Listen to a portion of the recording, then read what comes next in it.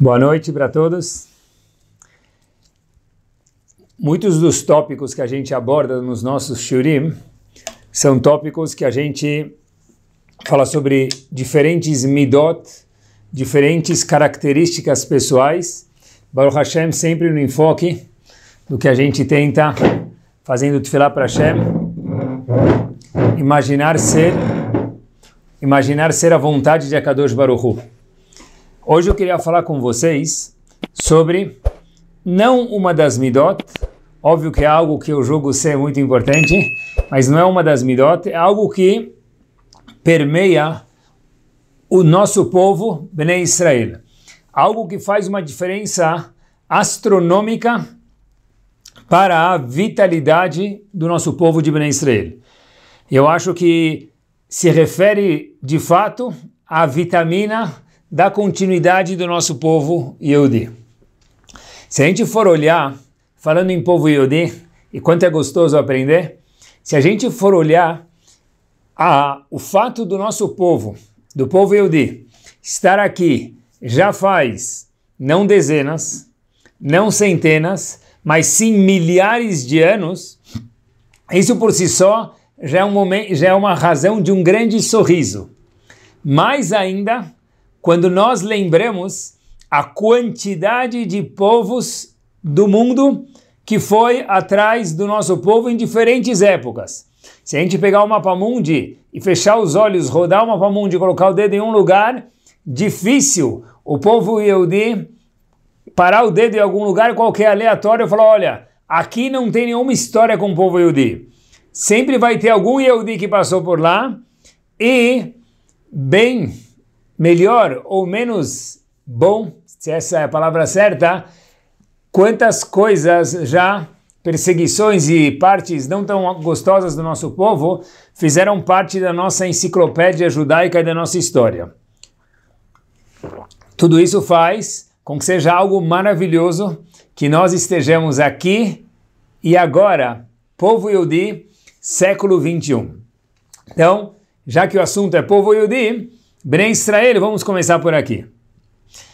Em Parashat Ba'alotecha, existe um pasuk no Sefer Bamidbar, existe um pasuk que algumas congregações, quando tiram o Sefer Torah do Aron HaKodesh, cantam este pasuk. Mas para todo mundo, ele é um pasuk que aparece no Sefer Torah. O pasuk diz para a gente o seguinte, Vayhi bin Soaron, e o pasuk conta para a gente quando o Aron HaKodesh ele viajava no deserto, as tábuas da lei, tudo junto, e o Sefer Torah ele ia se movendo no deserto, ele era o condutor de todo o povo, ele ia na frente e atrás dele ia o povo.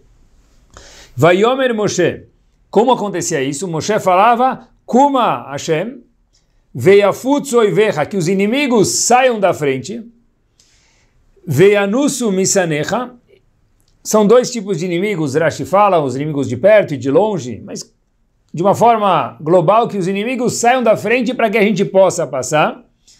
Ve'anusu misanecha mipanecha, que os inimigos saiam da nossa frente. E aí o povo possa caminhar no deserto, o passuco está falando, para a direita, para a esquerda, sem ter inimigos, e andar. Os inimigos podem ser animais, podem ser outros povos, coisas que haviam no deserto.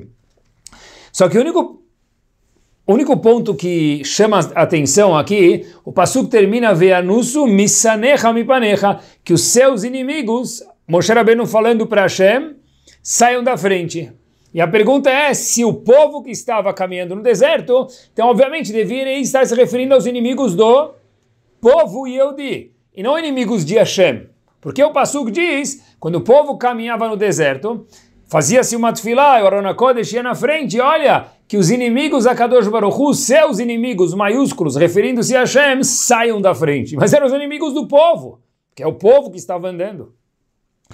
Rashi diz, Shekol Asone Israel, Rashi aprende daqui uma coisa interessante, todo aquele que vai contra o povo Yehudi, detesta o povo Yehudi, Sonet Misheamar Ve'aolam, ele vai contra aquele que disse e criou o mundo. Em outras palavras, um sinônimo a Hashem. Aquele povo, aqueles povos na história, diversos momentos, diversos povos que foram contra a gente, eles estão indo de fato contra Hashem. Por isso que o Passuco fala, quando a gente caminha, que os inimigos de Hashem saiam da nossa frente. Mas espera aí, somos nós que estamos andando ou a Kadosh Baruch Hu, no caso do verso, no deserto? Somos nós. E por que os inimigos são de Hashem? Porque nossos inimigos de Hashem é sinônimo. Quem é inimigo do povo Yehudi, por tabela, é inimigo de Akadosh Baruch Hu. Assim diz Rashi. Fiquei observando, o que isso quer dizer? Assim diz o Rashi, mas qual que é a mensagem que tem aqui?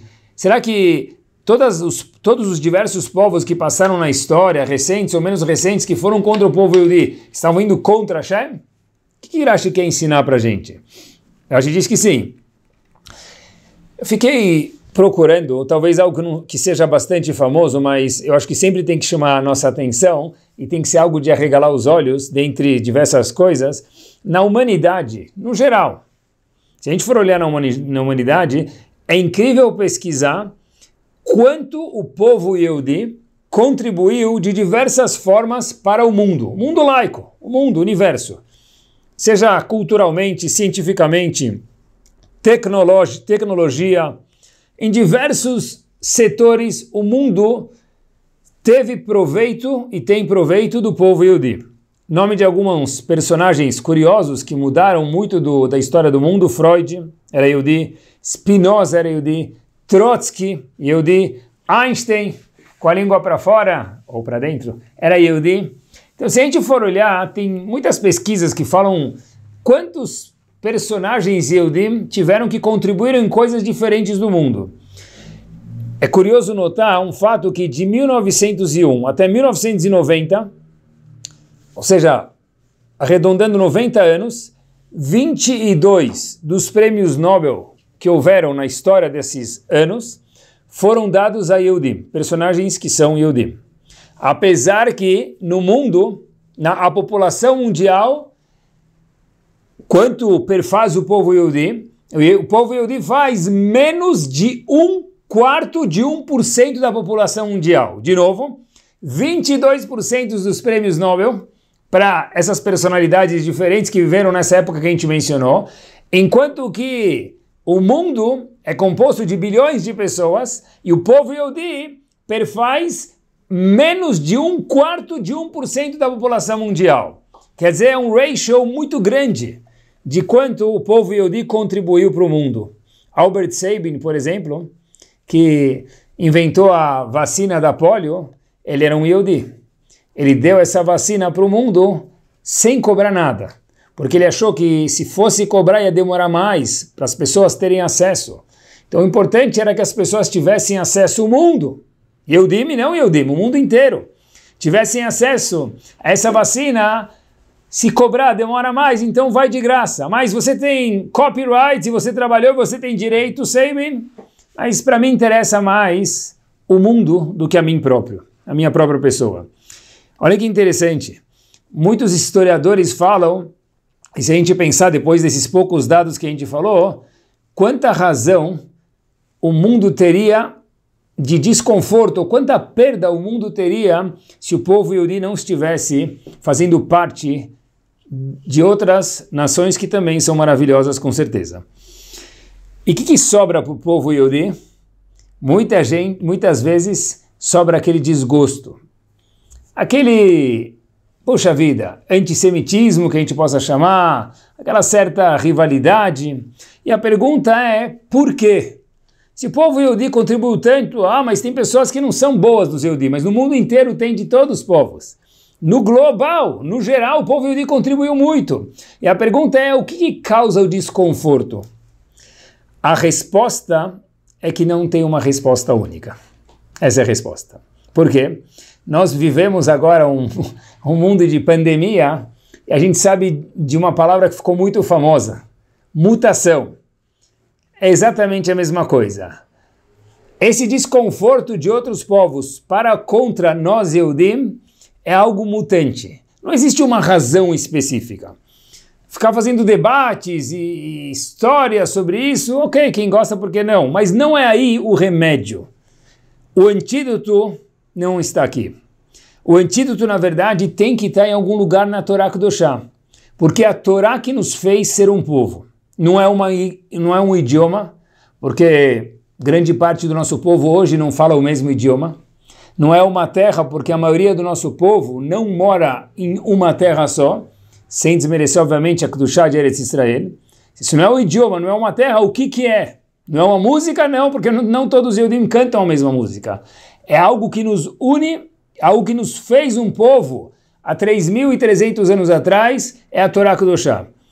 Se isso é o que nos fez sermos Yehudim, e daí para frente veio um certo desconforto, algo que é mutante, como a gente mencionou agora, o segredo para a nossa continuidade também deve estar lá dentro.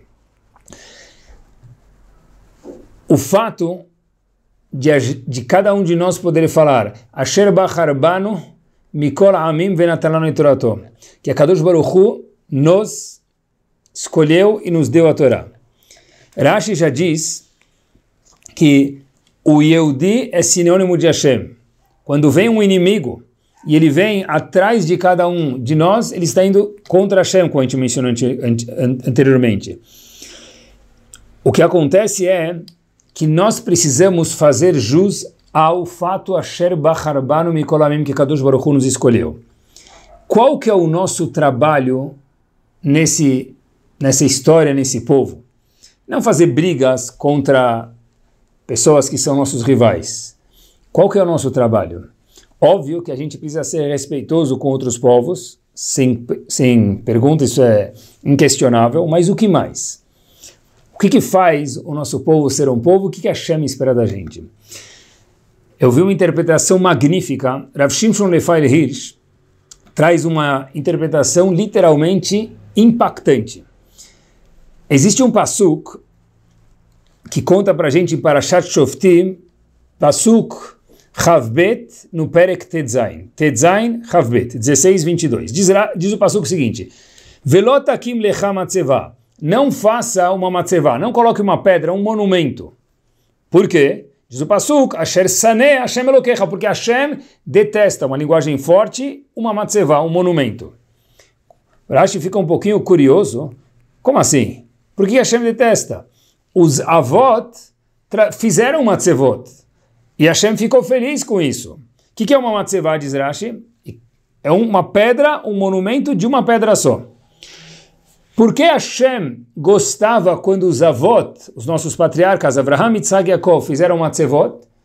E posteriormente, quando a Torá foi dada, Hashem falou, olha, uma das proibições da Torá é, por favor, não faça um altar, não faça um monumento.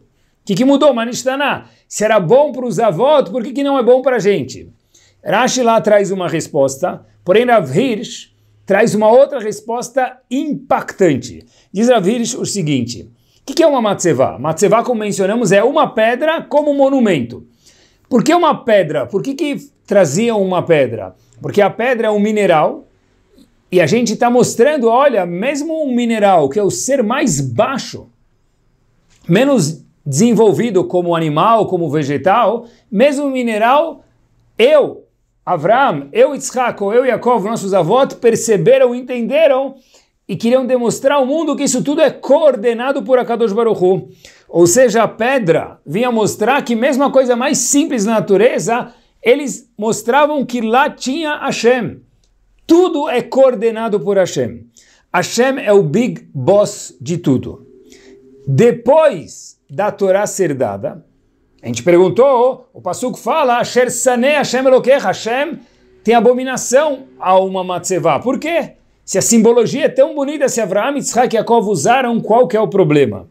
Diz Rav Hirsch o seguinte: agora Hashem não quer mais uma matzevah. Hashem quer agora um mizbeach, onde se traziam korbanot.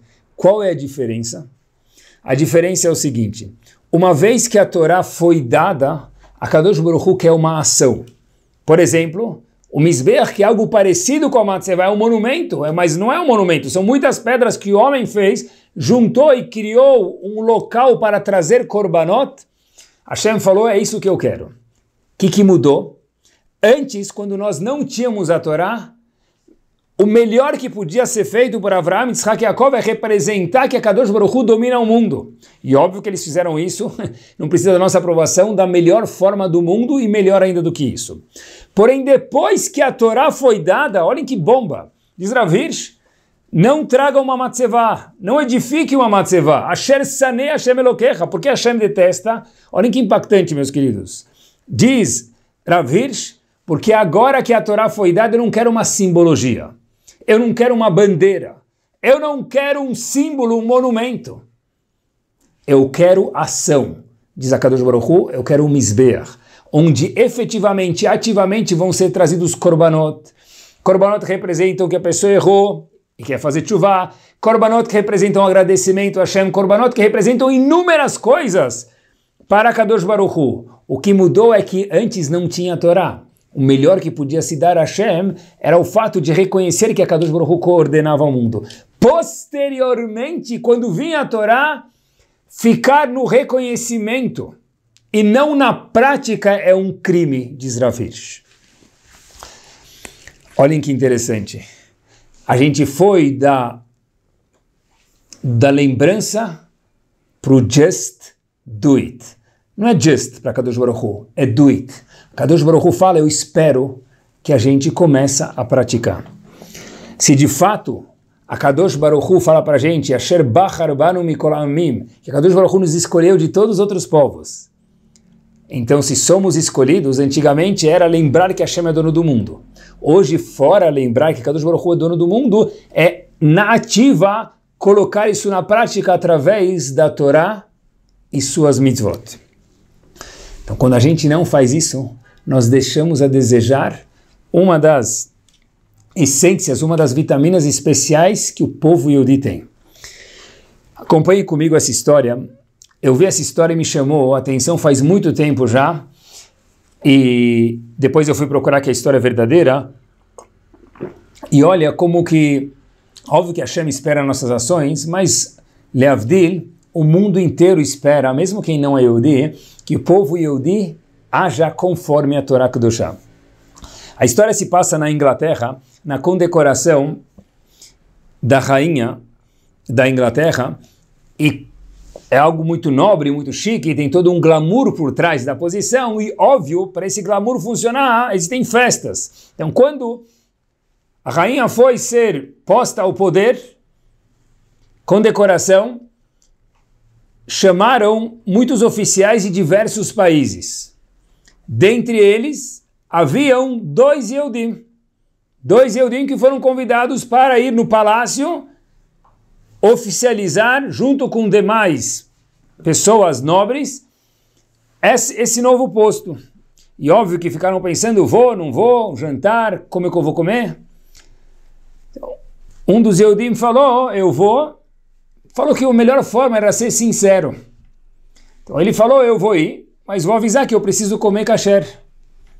E se me aceitarem, ótimo. Se não me aceitarem, pelo menos, não é que eu neguei o convite, eles vão me entender.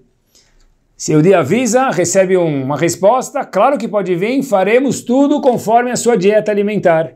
E o Yehudi foi lá, sentou numa mesa dos conhecidos, e haviam muitas pessoas, inúmeras pessoas, e o mestre de cerimônia avisa a todo mundo, olha meus queridos, todo mundo sentou onde se sente confortável, mas esse não era nosso objetivo. Quando eu bater palmas, vocês vão levantar de uma mesa para outra para conhecer outras pessoas e sentar com outro público. Esse Yehudi começou a comer, recebeu a comida dele kasher, falou, ok, eu vou para outro lugar, certeza que Bezrat Hashem, a comida vai atrás de mim. Mas um problema que eu esqueci de avisar eles, os pratos também têm que ser kasher. Ninguém vai procurar a minha pessoa com um prato, com um garfo, com talheres kasher. Então esse Yehudi ficou naquele impasse que durou poucos segundos, mas parecia meses. O que eu faço? Eu preciso estar na festa, não posso mais ir embora, mas eu não posso comer não kasher. E o próximo prato que vier, eu teve uma ideia, a única que surgiu na cabeça, a única possível, levar o prato e os talheres consigo. Bate palma, mestre de cerimônias, e vai Yehudi com um prato, com aquela vergonha naquele lugar tão fino, tão chique, uma única pessoa andando com um prato e talheres para outro lugar. Senta, passa a vergonha, começa a conversar, e o mestre de cerimônia fala, uau, isso deu tão certo, foi tão magnífico, vocês conheceram outras pessoas, que eu vou fazer isso de novo. bate palma de novo, e foi uma, duas, talvez 3 vezes, não sei se foi 2 ou 3, indiferente, o Yehudi foi para outro lugar de novo com os talheres. Esse Yehudi, na saída, todo mundo estava indo cumprimentar a família real, e a família real estava parada para agradecer a presença de cada um. Esse Yehudi colocou a cabeça para baixo para tentar passar um pouco despercebido, falou muito obrigado, baixou a cabeça e ia passar. Chamaram ele para o canto e falaram para ele, olha, nós notamos que você andou de um lugar para o outro com um prato e talheres quando a gente batia a palma. A pergunta é por que você fez isso? Ele ficou um pouco encabulado, como a gente pode imaginar, mas ele falou, olha, sempre a melhor saída é a sinceridade, essa é uma regra. Ele foi lá e falou, olha, eu avisei vocês que a comida é kasher, mas infelizmente eu esqueci de avisar, nunca pensei que a gente ia mudar de lugares, então não avisei que cada vez o prato tinha que me seguir, então achei que a única forma era levar o prato comigo. Abaixou a cabeça para não ofender a família real, porque sabia que era algo não muito digno, ficou espantado. A família real olha para ele e fala, o quê? Uau, que bonito!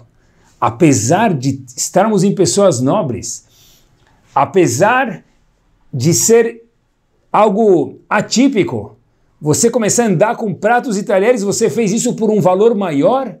Uau! Estamos impressionados com você. O segundo Yehudi que também estava lá no jantar, estava 2 lugares na fila atrás daquele Yehudi, ele escuta a conversa, vai o próximo, vai o segundo que é Yehudi, e cumprimenta a família real, e ele fala para a família real, eu também sou Yehudi. E a família real fala para ele a seguinte frase, e se você é Yehudi, por que então você não levou o seu prato e seus talheres junto, como fez o seu colega? Meus queridos, que bomba, que impactante. Mesmo quem não é Yehudi, Asher Bacharbano, espera de cada um de nós não uma matzevah, um misbeach, não judeu de coração, just do it, action. Todo mundo espera. A Kadosh Baruch Hu Leavdil espera, Yehudim esperam, e mesmo quem não é Yehudi consegue sentir a diferença entre alguém que é praticante e alguém que fica um pouco mais laid back. Cada um, obviamente, no seu nível, porque o shiur é para cada um, e o shiur para cada um desce diferente. Mas eu acho que com uma lupa, cada um de nós, todo mundo, pode parar agora e pensar um minutinho, uau, aonde eu posso apertar um pouquinho mais o parafuso na prática de algumas mitzvot ou não na prática de algumas averot. Porque Mizbeach, Hashem ama, que é a prática. Matzevah, depois que a Torá foi dada, Hashem falou, não é isso que eu quero. A ideologia, a filosofia, obrigatoriamente tem que levar à prática, algo que era impossível durante a época dos nossos avós, que a Torá Kedoshá não havia sido dada. Assim explica Ravish. É óbvio que uma vez Flamengo, sempre Flamengo. O que tem a ver com o Shior? Uma vez Yehudi, sempre Yehudi. Mas é impactante a diferença entre quando nós praticamos e quando nós ficamos só de telespectadores. Olhem que curioso.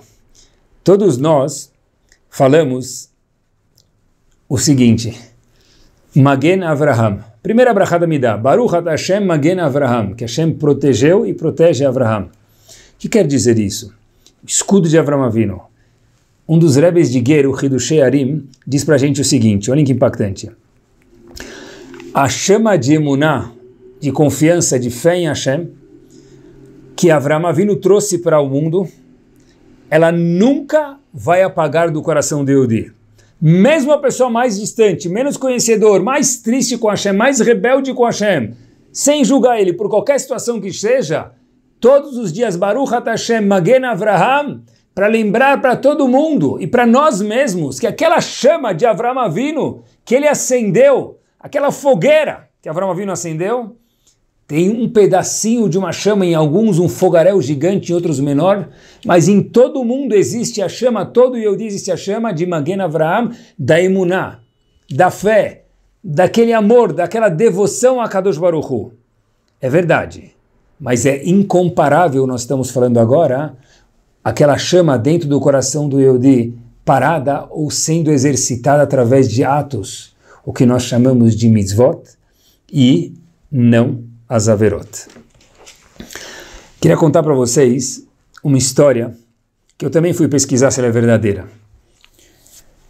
A história talvez é um pouco mais antiga, a história não é algo recente que aconteceu.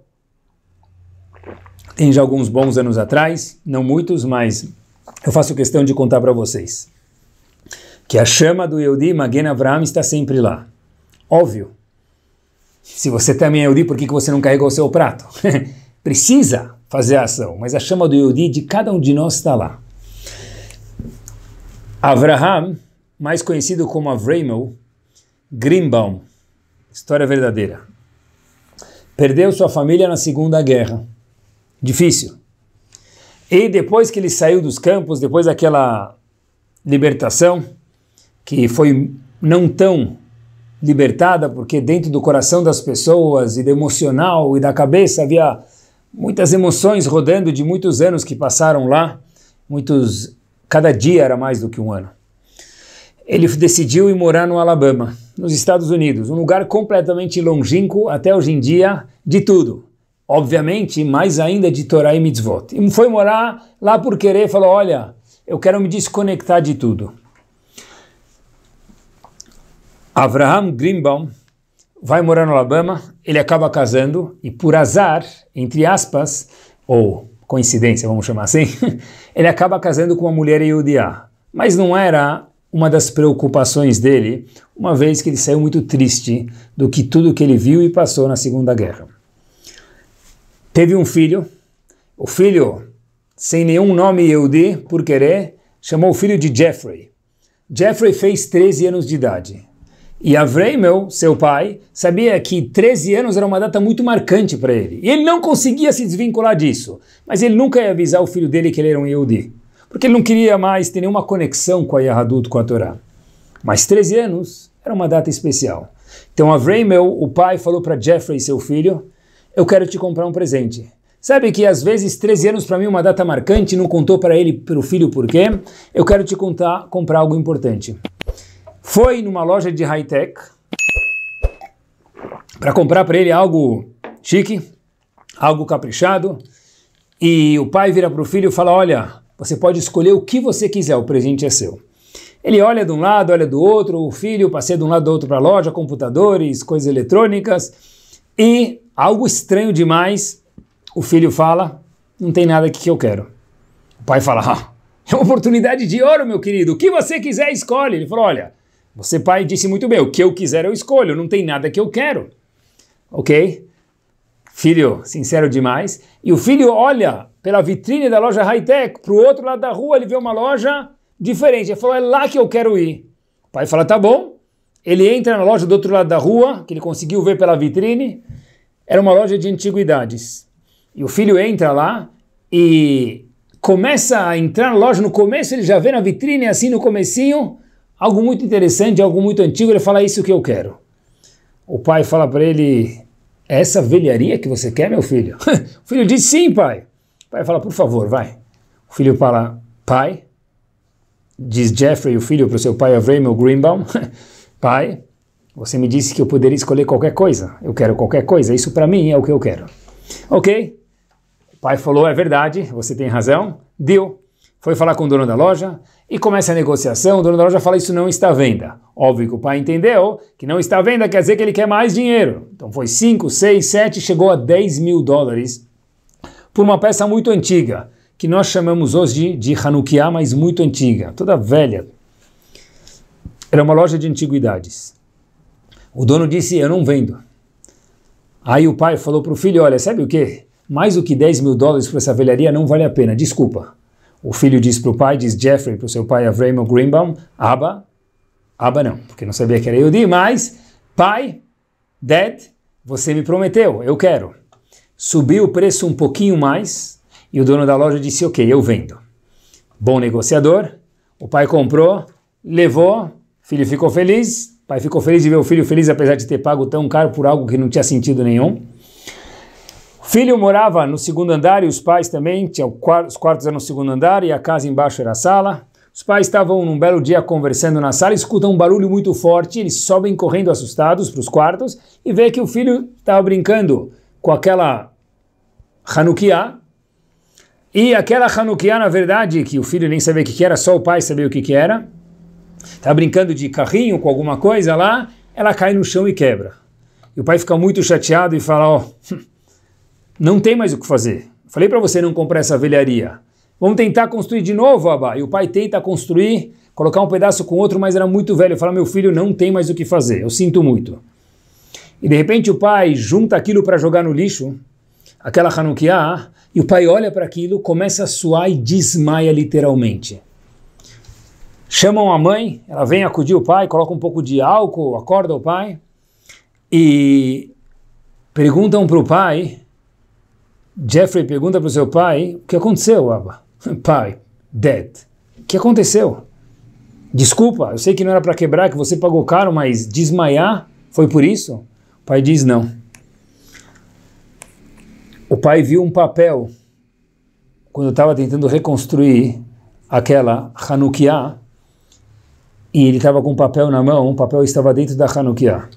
E no papel estava escrito o seguinte, e o pai leu para o seu filho e para sua esposa.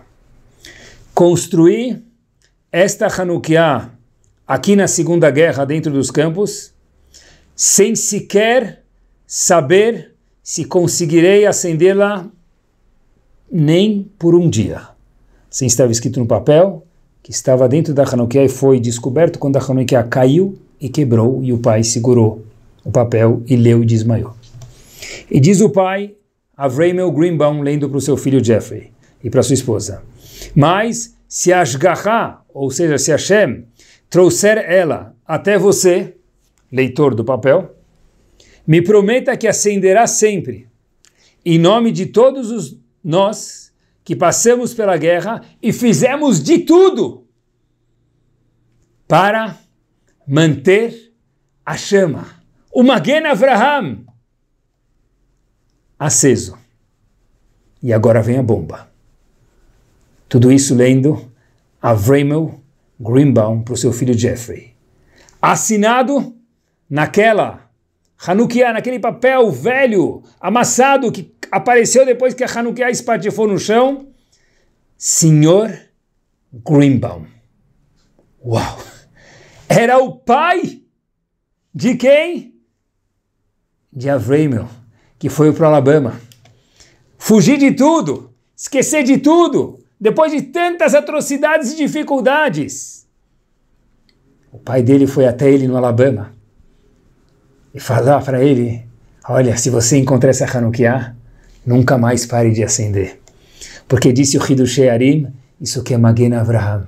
A chama que existe dentro de cada Yehudi, ela nunca se apaga. Nunca, jamais, never. Nunca, afpam, a chama não se apaga. Nós, Yehudi, podemos tentar fugir de muita gente. Vizinho, aquele cara que está me cobrando dinheiro, aquele cara que eu tenho um certo incômodo, mas tem uma pessoa que a gente não consegue fugir dele. Nós mesmos. Dentro de cada um de nós tem uma chama.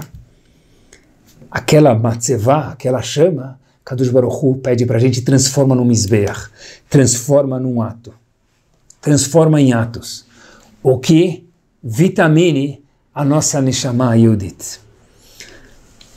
Mais um passo adiante. Olhem que curioso.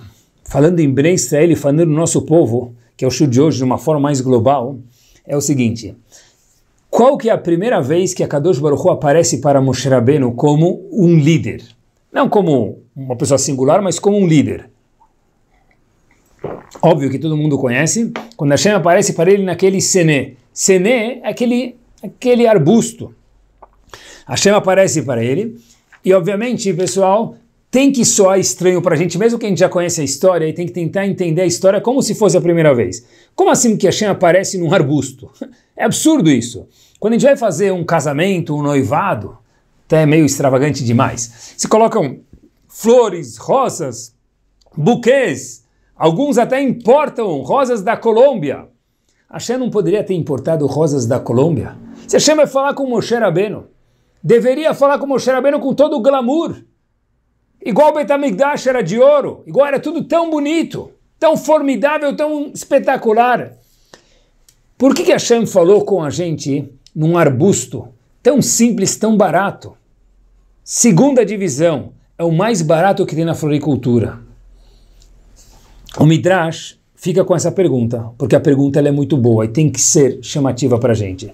O Midrash Rabbah, no Perek Bet, Od Yud 2.10, faz a mesma pergunta. O Midrash Rabbah diz para a gente o seguinte, sabe, Hashem estava contando para Moshe Rabbeinu naquele primeiro momento, Moshe, você vai pegar um povo, esse povo vai se formar, esse povo vai ser eterno, o único povo eterno, que não vai ter uma terra durante toda a sua história, não vai ter um idioma durante toda a sua história, não vai ter nada disso, mas perseguições ele vai ter. Adversidades esse povo vai ter. E aí Moshe Rabbeinu se questiona naquele momento. Será que esse povo vai aguentar no português, claro, o tranco? Será que a gente vai aguentar tudo isso?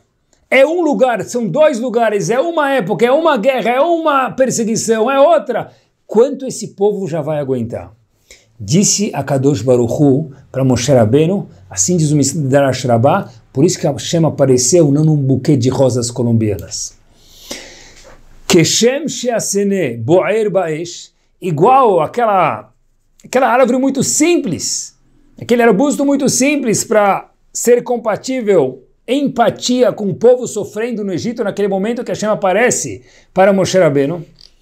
Einenu kal, aquele arbusto é mais seco, é mais simples, ele não se consome, diferente de uma rosa que pega fogo. Kach Mitzrayim ein yecholim lechalot et Israel. Assim também, vocês vão ver que os egípcios e as futuras galuyot, aonde o povo estiver, não vai nunca conseguir destruir, aniquilar o nosso povo. Essa é a mensagem. E eu fiquei pensando e queria compartilhar com vocês um detalhe sobre isso que o Midrash não fala. Hashem aparece para Moshe Rabbeinu pela primeira vez. Essa é a mensagem? Poxa, não podia ser um pouquinho mais animador? No século 21, psicologia positiva. Ver as coisas de uma forma mais alegre, como a gente tanto fala em escolas, em sinagogas da nossa vida, como os livros falam, os psicólogos falam. E Leavdil, a Torá Kedoshá também fala. Porque Hashem aparece essa primeira mensagem para Moshe Rabbeinu como um líder. Poxa vida, talvez seja a segunda, a terceira, já começar assim de pé esquerdo. Eu fiquei pensando, talvez a resposta seja o seguinte, olha, o povo Yehudi, Hashem está falando para Moshe Rabbeinu, e a mensagem fica para nós quando a gente lê o Midrash, prometeu que o povo Yehudi nunca vai ser destruído. Essa é a primeira mensagem que passa para a gente. Lembra que a gente vai passar por muitas coisas, mas a primeira coisa, como um povo Yehudi, olha, vocês nunca vão ser destruídos, disse Hashem para Moshe Rabbeinu. Mas tem uma manutenção, algumas manutenções que precisam ser feitas. Qual? Primeira, que a gente falou hoje, agir. Just do it. Não ficar só naquele monumento de lembrança. Segunda coisa que a gente falou hoje, Magen Avraham. Todo mundo tem que acreditar não nos outros, não quem está lá na Índia, na Indonésia, em cada um em si próprio, que tem uma chama quente. Não que eu cumpra o mitzvot, o calor das mitzvot, o entusiasmo, a vontade, o sorriso, a vibração, que nem gol! Em alguma mitzvah nós temos Magen Avraham. Mas tem mais alguma coisa que a Hashem está falando para a gente. Eu queria dedicar essa fase final do shiur a isso. Tem uma família em Israel, andando nesse passo final, muito próxima, que era a família do Chazon Ish, e que tem a vida longa, Rav Chaim Kanievsky. Um dos Rabanim, essa família chamada família Greinman, veio visitar uma vez uma pessoa muito grande chamado Chazon Ish. Era a família dele. Quando vem visitar o Chazon Ish, vem pedir uma brachá, ele estava indo casar e veio pedir uma brachá, alguma coisa, fora brachá, alguma inspiração para o casamento. Quando vem visitar o Chazon Ish, diz para ele o seguinte: Rav, eu quero uma brachá, que eu estou indo casar. Era a família do Chazon Ish, do grande Chazon Ish, Rav Shai Karelitz. Diz o Chazon Ish para esse Rav Greinman, que estava indo casar e virar um grande Talmid Chacham, diz para ele o seguinte: olha que frase bomba, pessoal. Falou para ele 3 palavras, que Chachamim mencionam isso para a gente. Shulchanach Gadol Mishulchanam. Repito, lembre, Shulchanach, a sua mesa, Gadol, ela é maior do que a mesa deles. O que isso quer dizer? Não está falando da mesa, da sala de jantar, que tem que, em vez de ter 2 metros, a nossa tem que ter 3. Pode ter 3, pode ter sartén, quanto tiver. Mas não é isso. O termo na literatura judaica, Shulchanach Gadol Mishulchanam, quer dizer, lembre que o que nós temos é muito melhor. Que o que nós temos nem se compara com o que o resto tem. É óbvio que tem Olam Haba, mas ele não está falando de Olam Haba. Nesse mundo, no Olam Hazé, Shulchanach, a sua mesa, a sua vida tem que ser muito melhor que a dos demais. Porque você, disse o Chazon Ish, para o seu familiar que estava indo casar, para o noivo, tem Torá, e quem não tem Torá não pode ter uma vida como você. Nós somos privilegiados. No século XXI, meus queridos, que a gente tem tanta coisa no Olam Hazé, tanta fartura, tanta tecnologia, o mundo nunca teve tanta abundância material. A gente não viveu em gerações anteriores, mas pelo que a gente lê nas Gemarot, pelo que a gente lê nos livros de história das escolas, fome, hoje o que é fome? Fome hoje é ficar 1h30 sem tomar um lanche, isso já é fome. Antigamente fome é ficar sem comer. Quanta abundância nós temos de comida, quantos menus, peixe, carne, frango, non-stop, kasher e não kasher, demais, Baruch Hashem, abundância total. Mas lembrar, Shulchanach, a nossa mesa é maior do que a mesa de quem não tem Torá. E quem não tem Torá, os Yehudim, Bezat Hashem, que tem o privilégio de conhecer a Torá. Isso até me dá, quando eu li essa história, me dá até um frio na espinha, que eu sempre me lembro do meu Rosh Yeshiva, quando eu estava na Yeshiva, eu estava no Kolel depois, sempre lembro do meu Rosh Yeshiva, ele me chamava de Binyamin, ele falava para mim da seguinte forma, falava em inglês para mim, mas eu traduzo para você, ele sempre falava para mim o seguinte: lembra que você é um avrech. Você tem que ter uma vida distinta de quem não é um avrech. A sua casa tem que ser distinta de quem não teve o privilégio de sentar num colel e estudar a Torá. E eu lembro essa frase como se fosse hoje. Talvez foi uma das maiores mensagens que eu lembro, mais curtas. Não foi um shiur, foi algo espontâneo, mas foi algo que marcou meu coração. Shulchanach, a nossa mesa de quem tem Torá. Quanto mais Torá eu tenho, mais eu posso falar isso. Quanto mais Torá nós temos, mais a gente pode falar isso. Cada linha de Gemara que a gente estuda, cada letra da Mishnah que a gente estuda, cada letra do Shulchan Aruch, do Chumash que a gente estuda, a gente pode falar com mais convicção. Tem que ser que o sorriso esteja nas nossas caras através de fazer as mitzvot. Shulchanach Gadol Mishulchanam. A nossa porção é muito maior que a porção de quem não tem Torá. Em 1965, Harvard fez uma pesquisa que no ano de 2067, ainda não chegamos lá, nos Estados Unidos, haverá 10 mil Yehudim. Quantos? É isso mesmo. Em vez de milhões que nós temos, Baruch Hashem, hoje, haverá 10 mil Yehudim em 2067. Assim fez Harvard, renomada faculdade de pesquisa. Eu, quando vi a primeira vez isso, ri. Pois eu pensei comigo mesmo, ri seria ignorante da minha parte, porque Harvard é um lugar de pessoas cultas e inteligentes. Retraí meu pensamento e quero compartilhar com vocês. De fato, eles estão certos. Eles estão certos. Sim, então. De um curso natural, claro, em 2067, do jeito que as coisas vão, crescimento de ideias novas e as pessoas acabam se perdendo sem querer assimilação, 10 mil Yehudim. Matematicamente, falando na calculadora HP, eles têm razão. Porém, o povo Yehudi está acima da razão. Quando um Yehudi vive com ação, quando um Yehudi vive com convicção, vive com um sorriso, internalizando que Shulchan Aruch Gadol mi Shulchanam, as previsões matemáticas deixam de ser verdadeiras. O Maharal de Praga, acompanhe comigo, diz que a Kadosh Baruch Hu constantemente tira fotos. Isso mesmo, exatamente esse exemplo. A Kadosh Baruch Hu, meus queridos, tira fotos constantes do nosso povo. Fotos que são um jackpot, valem milhões. Eu não sei exatamente que fotos, porque ele não exemplificou, mas eu queria ter a audácia de dar alguns exemplos de fotos que a Kadosh Baruch Hu tira, e de quanto é gostoso fazer parte do povo Yehudi, e quanto a nossa porção é melhor do que a porção de quem não tem Torá. Por exemplo, quando nós vemos pessoas que trabalham de graça, são chamados voluntários em projetos distintos pela comunidade, pode ser para salvar vidas físicas, pode ser para salvar vidas espirituais. Uau! Aquelas pessoas que correm de um lugar para o outro, abrem mão do trabalho delas, abrem mão às vezes do sono delas, muitas vezes, abrem mão do dinheiro delas, abrem mão dos três. Kadosh Baruch Hu tira fotos e guarda para sempre. Olha que povo precioso, diz a Kadosh Baruch Hu, que eu tenho. Me permitam mais alguns poucos exemplos que eu pensei com carinho.